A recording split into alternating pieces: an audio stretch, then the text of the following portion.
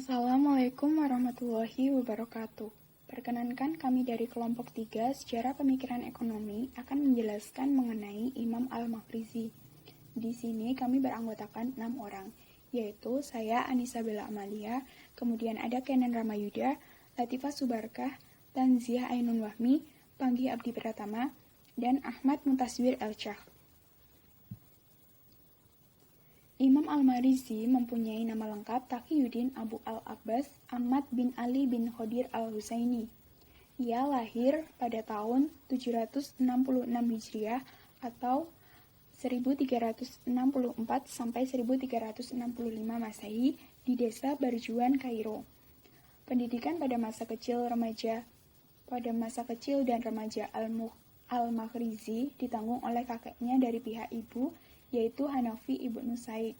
Hal tersebut disebabkan karena kondisi ekonomi ayahnya pada saat itu tidak baik. Kemudian setelah kakeknya meninggal pada tahun 786 Hijriah atau 1384 Masehi, Al-Makhrizi beralih ke mazhab Syafi'i yang sebelumnya menganut mazhab Hanafi. Dalam pemikirannya, ia cenderung menganut mazhab Zahiri. Saya ingin melanjutkan presentasi yang dibawakan oleh Anissa Bella. Sejak kecil, ia gemar melakukan rislah ilmiah. Ia mempelajari berbagai disiplin ilmu, seperti fikih, hadis, dan sejarah.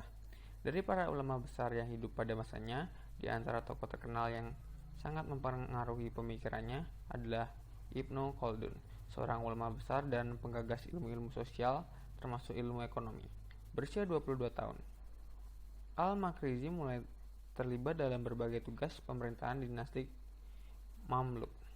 Al-Makhrizi memulai kiprahnya sebagai pegawai di Diwan Al-Insya pada tahun 788 Hijriah. Al-Makhrizi diangkat menjadi wakil qadhi pada kantor Hakim Agung Mazhab Syafi'i pada tahun 791 Hijriah. Sultan Barquq mengangkat Al-Makhrizi sebagai muhtasib atau pengawas pasar di Kairo. Pada tahun 811 Hijriah, Al-Makhrizi diangkat sebagai pelaksana administrasi wakaf di Qalansiah. Al-Makhrizi wafat pada tanggal 27 Ramadan 845 Hijriah di Kairo, bertepatan dengan tanggal 9 Februari 1442 Masehi. Selanjutnya, saya Latifah Subarkah akan menjelaskan karya-karya buku kecil Al-Makhrizi. Banyak sekali karya-karya Imam Al-Makhrizi, baik berbentuk buku-buku besar dan kecil. Buku-buku kecilnya memiliki urgensi yang khas serta menguraikan berbagai macam ilmu yang tidak terbatas pada tulisan sejarah. Al-Sayal mengelompokkan buku-buku kecil tersebut menjadi 4 kategori. Pertama, buku yang membahas beberapa peristiwa sejarah Islam umum, seperti Kitab Al-Niza wal At-Tasammum Fima Baina Bani Umayyah wa Bani Hasyim. Kedua, buku yang belum terbatas oleh para sejarawan lainnya, seperti Kitab Al-Ilmambim Akhbar Man Bi'ar Al-Habasyah Min Muluk Al-Islam. Dan ketiga, buku yang menguraikan biografi singkat para raja, seperti Kitab Taraji Muluk Al-Ghorob dan Kitab Al-Zarab Al-Masbuk Bizik Manhaja Min Al-Hulafa wa Al-Muluk. Yang terakhir, keempat, buku yang mempelajari beberapa aspek ilmu murni atau sejarah beberapa aspek sosial dan ekonomi di dunia Islam pada umumnya, dan di Mesir pada khususnya, seperti Kitab Suzur Al-Uqud, Fizik Al-Nuqud, Kitab Al-Ahyal wa Al-Wuzan, Al-Syariyah, Kitab Risalah fi Al-Nuqud Islamiyah, dan Kitab Istad Al-Ummah bi Kash Al-Gumah. Selanjutnya ada karya-karya buku besar Al-Makhrizi.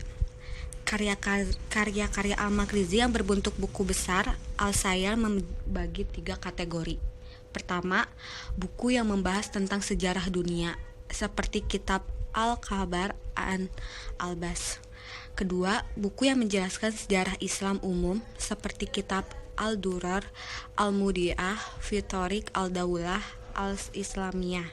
ketiga, buku yang menguraikan sejarah Mesir pada Islam, kitab Al-Mawaiz wa Al-Itibar Bizik Al-Hitah wa Al-Asar, kitab Itti'ah Al-Hunafah Bizik Al-Aimah Al-Fatimiyah Al-Muluk.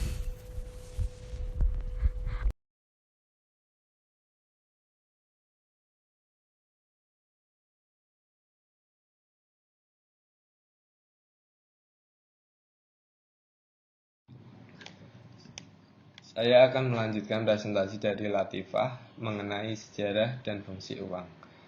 Bagi Al-Maghrizi, mata uang mempunyai peranan yang sangat penting dalam kehidupan umat manusia. Karena dengan menggunakan uang, manusia dapat memenuhi kebutuhan hidup serta memperlancar aktivitas kehidupannya.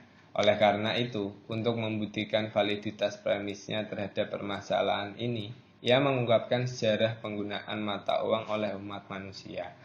Sejak masa dahulu kala hingga hidupnya berada di bawah pemerintah dinasti Mamluk, dalam sejarah perkembangannya, Al-Maghrizi menguraikan bahwa bangsa Arab Jahiliyah menggunakan dinar emas dan dirham perak sebagai mata uang mereka yang masing-masing diadopsi dari Romawi dan Persia, serta mempunyai bobot 2 kali lipat di masa Islam. Setelah Islam datang, Rasulullah SAW menetapkan berbagai praktik muamalah yang menggunakan kedua mata uang tersebut, bahkan mengaitkannya dengan zakat harta. Penggunaan kedua mata uang ini terus berlanjut tanpa perubahan sedikit pun hingga tahun 18 Hijriah. Baik, selanjutnya saya akan menjelaskan tentang implikasi penciptaan mata uang buruk. Al-Maghrizi menyatakan bahwa penciptaan mata uang dengan kualitas yang buruk akan melencapkan mata uang yang berkualitas baik. Pada masa pemerintahan Sultan Sahaluddin Al-Ayyubi, mata uang yang dicetak mempunyai kualitas yang sangat rendah dibandingkan dengan mata uang yang telah ada di peredaran. Dalam menghadapi kenyataan tersebut, masyarakat akan lebih memilih untuk menyimpan mata uang yang berkualitas baik dan meleburnya menjadi perhiasan, serta melepaskan mata uang yang berkualitas buruk ke dalam peredaran. Akibatnya, mata uang lama keluar dari peredaran. Menurut Al-Maghrizi, hal tersebut juga tidak terlepas dari pengaruh pergantian penguasa dan dinasti yang masing-masing menerapkan kebijakan yang berbeda dalam percetakan bentuk serta nilai dinar dan dirham. Konsekuensinya, terjadi ketidakseimbangan dalam kehidupan ekonomi ketika persediaan logam bahan mata uang tidak mencukupi untuk memproduksi sejumlah unit mata uang. Begitu pula halnya ketika harga emas atau perak mengalami penurunan. Selanjutnya ada konsep daya beli uang, yang menurut Al-Maghrizi, pencetakan mata uang harus disertai dengan perhatian yang lebih besar dari pemerintah untuk menggunakan uang tersebut dalam bisnis selanjutnya. Pengabaian terhadap hal ini sehingga terjadi peningkatan yang tidak seimbang dalam pencetakan uang dengan aktivitas produksi dapat menyebabkan daya beli real uang mengalami penurunan.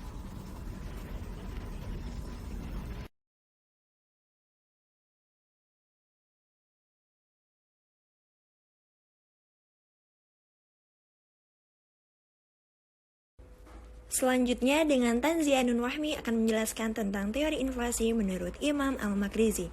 Dengan mengemukakan berbagai fakta bencana kelaparan yang pernah terjadi di Mesir, Al-Maghrizi menyatakan bahwa peristiwa inflasi merupakan sebuah fenomena alam yang menimpa kehidupan seluruh masyarakat di seluruh dunia sejak masa dahulu hingga sekarang.